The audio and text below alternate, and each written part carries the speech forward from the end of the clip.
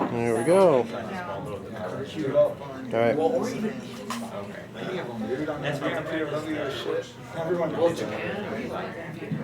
Check, check.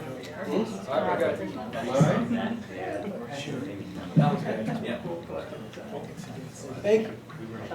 So we'll get started. Thanks everybody for coming today. This is one of our this Tuesday of Veterans Week. So we have our student panel up here. So folks who aren't, we're veterans and served in the military and are now students here at the university. So my name is Phil Larson. I coordinate veteran and military services on campus. I also am a associate director at the Office of New Student Programs.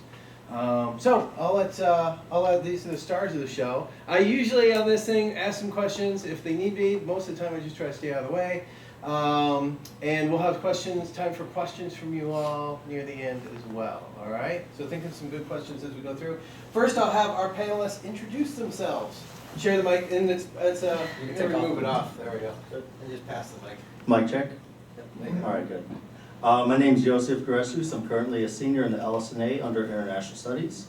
I did 6 years in the Navy as a medical corpsman, and I served in 3 different duty stations, one in Okinawa, one in Guam, and one in California. Hey everybody, thank you for coming out. My name is Molly Hope. I'm part of the Ross MBA program. I was in the Army for 5.5 years as an HR officer. I served in Afghanistan twice, and I was stationed in Hawaii and Germany. Hello everyone, I'm Andrew Pridemore. I was in the Navy for 6 years. I'm a junior in LSNA. I study international studies, and I was a language analyst while in the military. Hello everyone, my name is Jonathan Chen. I'm actually the current president of the Student Veterans Association on campus, and I work with Phil for peer advisors for veteran education. I was in the Marine Corps for about 4 years. Kill. Semper Fidelis as well, too. Let's see, I was stationed in Afghanistan for a year with 5th Marine Regiment. Besides that, I was also in 29 Palms the entire time. So for the Marines out there, they know what I'm talking about. Let's see. Oh, and I'm a senior in the business school with a dual minor in Asian Studies and American Cultural Studies. Good afternoon, everyone. My name is Sion Thompson, and believe it or not, I finished boot camp last year. I'm a reservist, so I get to dip a little. I'm a veteran and an active reservist. And I graduate next month with my MSW. Hoo-yah. Good afternoon. My name is Dylan. I spent 4 years in active duty Army. Spent 6 months in Afghanistan, Bagram Air Force Base, for anyone who's familiar. I'm currently pursuing my undergraduate in mechanical engineering. That's been an endeavor so far, I'll tell you that much. My job when I was in the service is an intelligence analyst, where I spent most of my time working for the NSA. So I had a very nice, cush job, so to speak, behind a desk. My wife, she's also in the service. So if you guys have any questions about that, well, let me rephrase it. She's not in the service anymore. She's a veteran as well. So she's also pursuing her studies here. So if you guys have any questions about, how's a married life in the service or anything like that, I'm here for that. So that would be it. So why don't we back up a little bit? Start about what made you join? What was the motivation for you going into the military? So I can go ahead and start.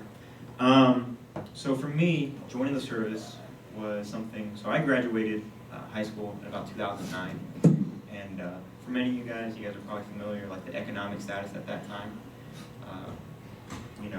It was not looking very great, and people were having hard times finding jobs and things like that. So I wanted to learn from that. My dad said, try to learn from other people's mistakes.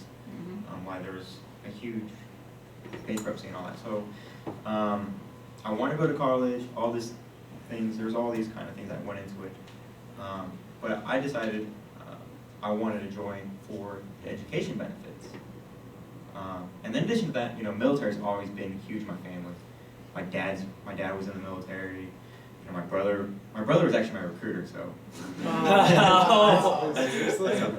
So the military has always kind of been one of those things. So it's kind of like a ways to a certain means. Like I want to go to college. I want to get there financially responsibly, and so I said that's going to be it. So it was kind of serving my country, doing kind of what my family's kind of done. I feel like that's some part of personal responsibility or family responsibility, as well as, seeing all the benefits to that.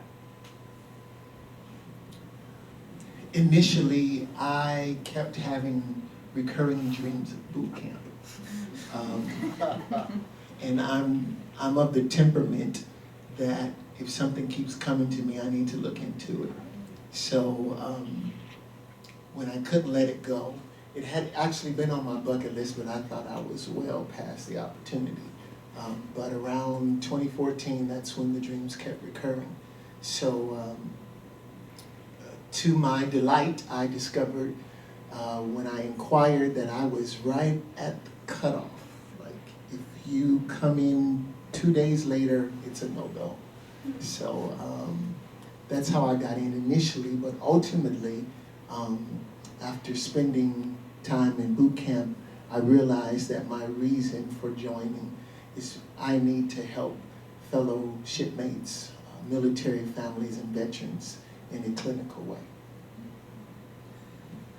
So my parents are first-generation immigrants from China. So communist China during that, that era, the Cultural Revolution, they all grew up through that, and whenever I was growing up, they always told me those kind of stories and you should feel lucky that you came here. When I turned 16, 17, around that age, I started really thinking about it. So a little bit of background about me, and this is not just to pat myself on the back, it's just kind of that mentality, right? Because I had a 35 ACT, graduated top 12% of the #2 high school in my state.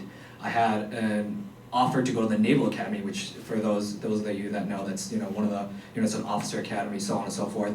For the Marine option as well too, I got my congressman's approval. Then Congressman Mark Kirk, who's actually up for re-election as senator right now.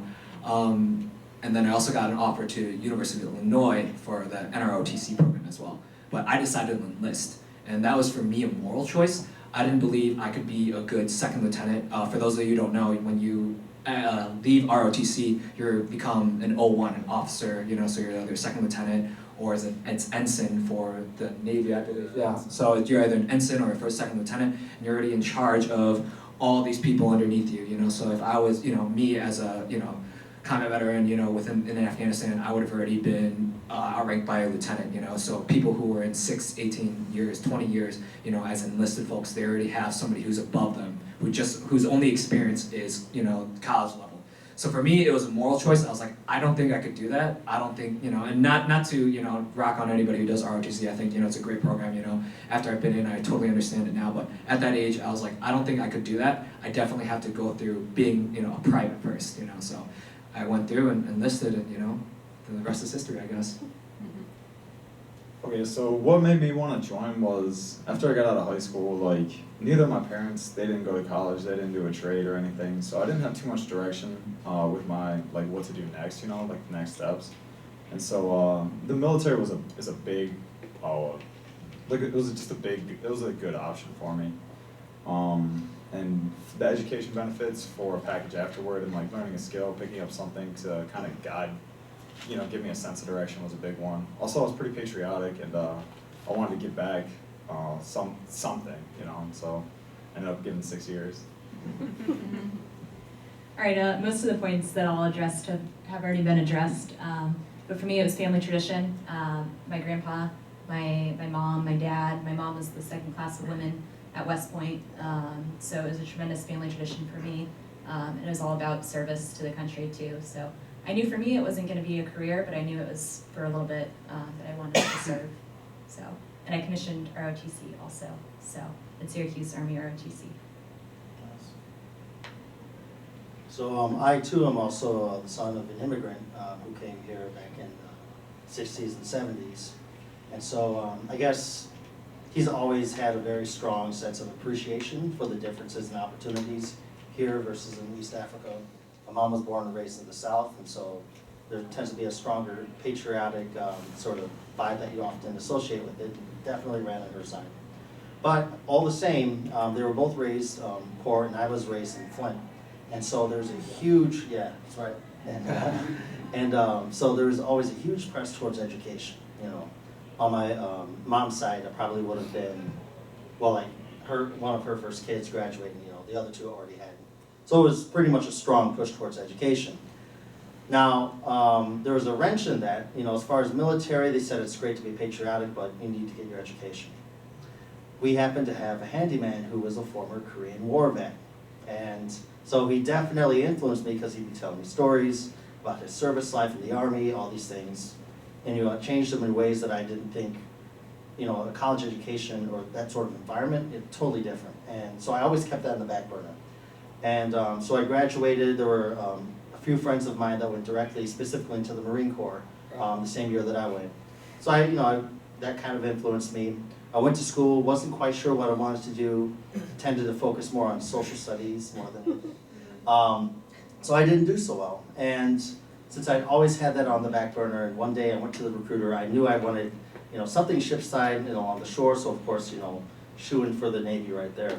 And on top of that, now I'm in a much stronger financial position, education-wise, I'm getting that covered through my service, and in a lot of ways, taking one step back, put me 2 steps forward, so.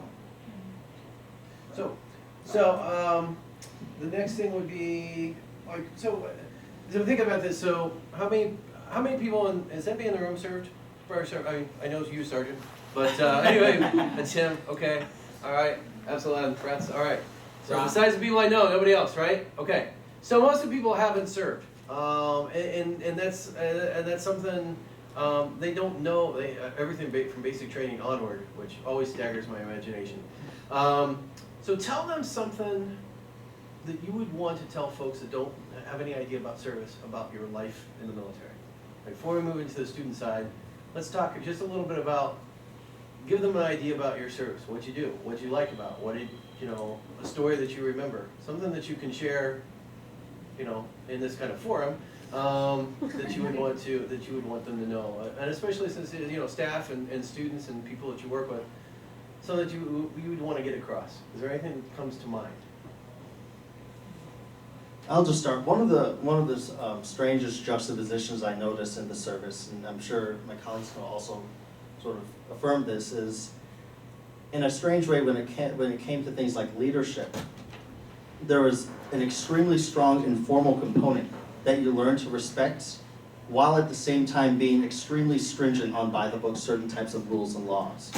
And it's something that it isn't quite the same on the civilian side. And in me at least, it allowed me a much more nuanced understanding and appreciation for different types of leadership. That's one of the biggest things that I took away from it. And knowing when to set certain boundaries as far as, as a junior, respecting your superiors, while at the same time as a superior learning when to defer to knowledge that your juniors have. And those types of lessons, while all operating within this very strict rank structure, these certain things, these intersections that you learn to navigate, it takes there's definitely a, growing pains in that process, but a few years in, you kind of learn it. And so I think it ends up molding you into an individual that's a lot more resilient, under different types of circumstances, and it's helped me immensely, just those 6 years. Yeah, awesome answer. I think I'll jump in on that too. I think there's a lot of opportunities for leadership that are not necessarily you being a formal leader. I think, we say in the Army all the time, everybody's a leader. So whether it's you're just in charge of yourself, whether you're in charge of one other person, whether you're in charge of a platoon, whether you're in charge of a company, everybody's a leader.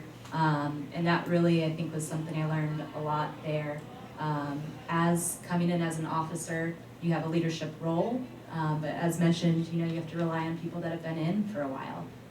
So I had to realize, and I think the biggest thing that was hard to realize was that I need to depend on those people. They looked up to me as a leader, but I actually needed to take their expertise into account to making leadership decisions, and it helped make our team stronger. Yeah, so there's a few things. There's a saying that there's only really 2 branches of the military, the Army and Navy. The Air Force is a corporation, the Marine Corps is a cult. So my experience is completely different with it compared to the other branches, I feel, just because the way that Marines operate, it's on a whole nother level. We make fun of each other all the time though, so no hate on any of the other branches, it's just how we are. But yeah, so in the Marine Corps, it's definitely that big brotherhood, and we definitely see it outside of it as well too. And I think this goes for actually every single branch. It's not just the Marines, just we're more indoctrinated, and I think that's a big piece of it. Like we go through boot camp, you go through, your, OCS or anything like that, you kind of get, filtered in, and all of a sudden, you're part of this bigger culture, right? Because at least in, especially in the Marine Corps, I talk about that a lot. It's just, we learn our history, and if I ask any Marine here what the Marine Corps birthday is, they'll say November 10th, 1775, born in Philadelphia, Pennsylvania, Ton Tavern. They'll know, we know these things like it's crazy, right? So I think it's just, it's a big cultural change too. That's, coming from civilian to the military.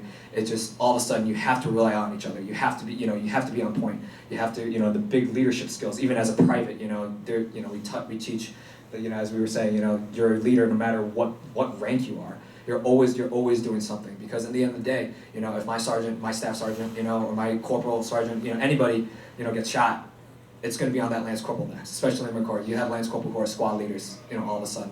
So just being really indoctrinated into that idea is like, you have to step up every single time, right? You have to be the one to actually finish that job, and obviously knowing your left and right, what limits you're supposed to be, who's, when to step up and step back, but at the same time, like, you're kind of primed in that way to always be ready for that next big thing. So I think that's a big change, coming from civilian side to the military. Anybody else want to share? Yeah. So, one of the biggest things that I get a lot is, have you ever seen combat deployment? Have you ever seen these action arms? And while that's a large part of the military force, my biggest thing is that's not the only thing, right? There's hundreds of jobs out there in the military, and it's not where you're always going to go. We watch these movies, Black Hawk Down, Saving Private Ryan, all these things, and we always think that the military is going to be this thing where, you're going to get yelled at all the time, or, Full Metal Jacket, where, it's basic training,